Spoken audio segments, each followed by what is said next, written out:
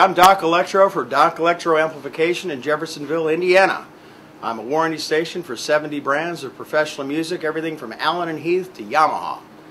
About 5 or 10 years ago, I decided to start building my own amplifiers. One of our other amps that's very popular is the Class A. Well, it's about vintage. We're trying to get back that old tone.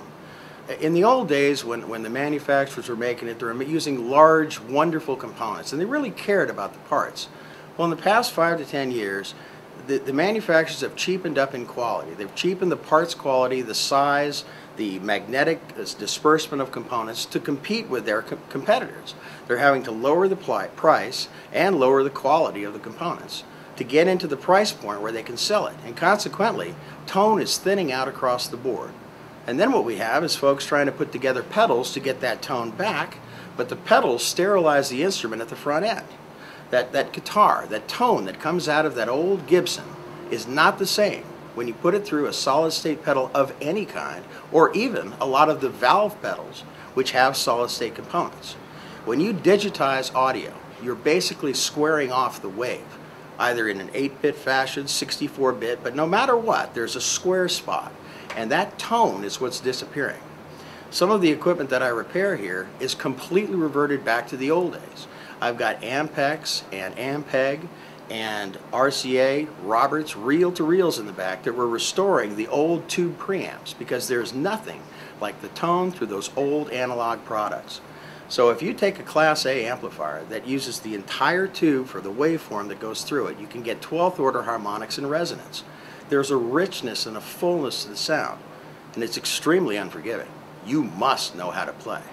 So the point is if you can find a good amp that you like the sound of, and hopefully especially tube, and perhaps one of mine if we're lucky, then we can take and use that hand to begin to play the way those old artists used to, and get a fullness of sound that you can't get otherwise. The Class A, tell me, who's that geared for? Who's the person that's looking at that amp? Definite blues, a B.B. King type blues player, or perhaps a Paisley type country player. Someone that wants to hear all the tone out of the instrument. And when you hit an open chord, it will resonate anywhere up and down the fretboard. You can hear the harmonics. You can hear them trail off as you resonate. And that's because of the Class A design. And it's an antiquated design. Usually you can't get more than 5 or 10 watts. All the old Gibson Skylarks, the old schools type of stuff. Now this particular amp, I'm using extremely large transformers, Hammond transformers. It weighs a ton. But I can get 20 watts out of it. And I can show you. This is the single-ended tube, 16550. Running in a triode fashion. And with the transformers, that's the transformers that's required to produce 20 watts of Class A sound. They're enormous and very heavy, but the tone is amazing. But that's the only way that you can get that tone resonating in that Class A, that single-ended amp. This particular one was made for a fireman in Louisville. It's a $1,600 amp. And he's already taken it back. He was kind enough to bring it back in to show you today. But he plays this in his firehouse. And the resonance and the tone that echoes through that building is stunning. And he loves it. So that's the story about that. That was specifically made with the blue outside, the blue Tolex, and the red front because he's a fireman.